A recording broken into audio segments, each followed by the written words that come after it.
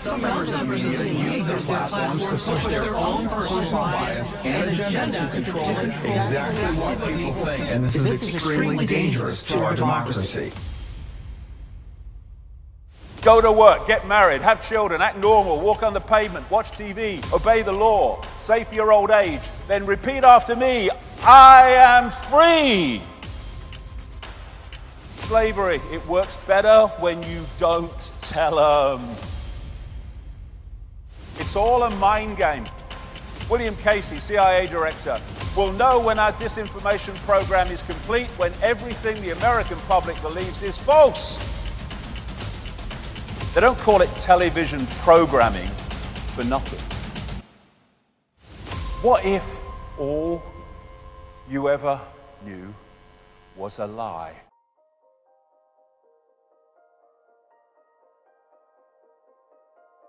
What we call stupid equals asleep.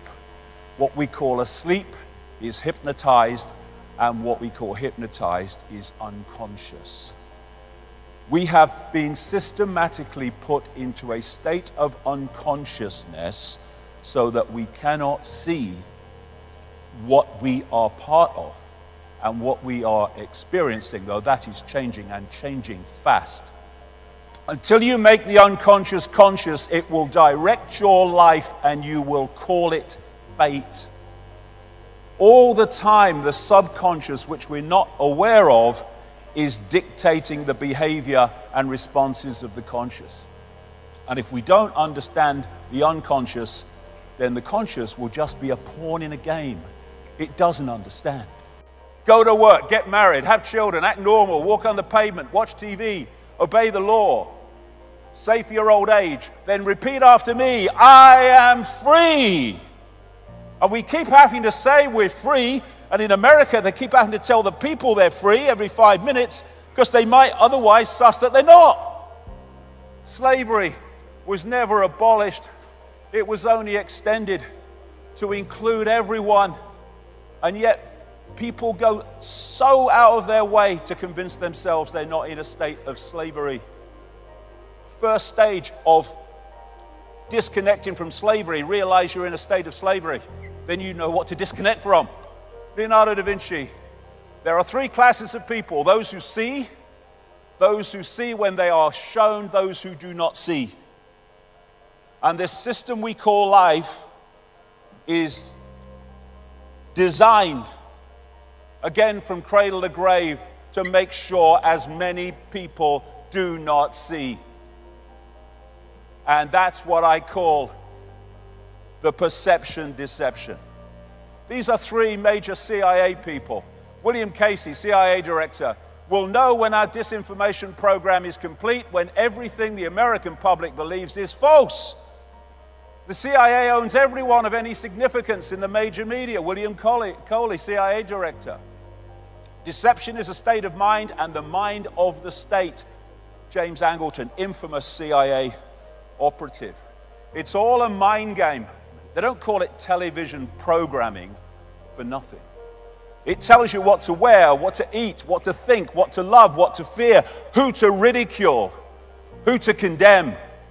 One of the saddest lessons of history is this: if we've been bamboozled long enough, we tend to reject any evidence of the bamboozle.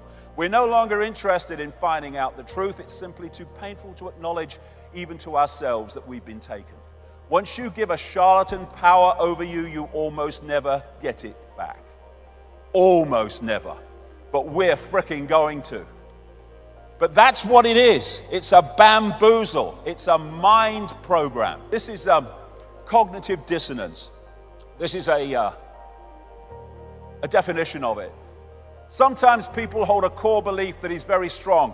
When they're presented with evidence that works against that belief, the new evidence cannot be accepted. It would create a feeling that is extremely uncomfortable called cognitive dissonance.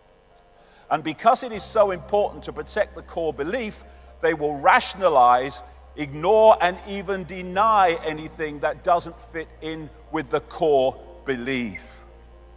Mark Twain, it's easier to fool people than to convince them they have been fooled. Why? Because they don't, understandably, want to realize they've been fooled, but it's a wonderful thing to realize you've been fooled. It's a great gift because from that point you will not be fooled any longer. It's a wonderful gift. This is another fundamental aspect of the bamboozle.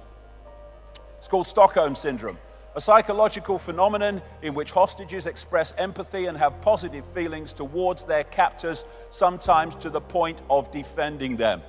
And this scene from the first Matrix movie captured the Stockholm Syndrome so perfectly. You have to understand, most of these people are not ready to be unplugged, and many of them are so inert, so hopelessly dependent on the system, that they will fight to protect it. And this great man, Giordano Bruno, it is proof of a base and low mind for one to wish to think with the masses or the majority, merely because the majority is the majority. Truth does not change because it is or is not believed by a majority of the people. When you find yourself on the side of the majority, it's time to pause and reflect. Why? Because history shows us that invariably the majority are always following a cul-de-sac or a dead end. Mahatma Gandhi, many people, especially ignorant people, want to punish you for speaking the truth, for being correct, for being you. Never apologize for being correct or being years ahead of your time. If you're right and you know it, speak your mind, speak your mind. Even if you are in a minority of one, the truth is still the truth. Birds born in a cage think flying is an illness. What you've been brought up with is your normal, however bloody mad it may be. What we're looking at is what I call bubble people. Bubble people.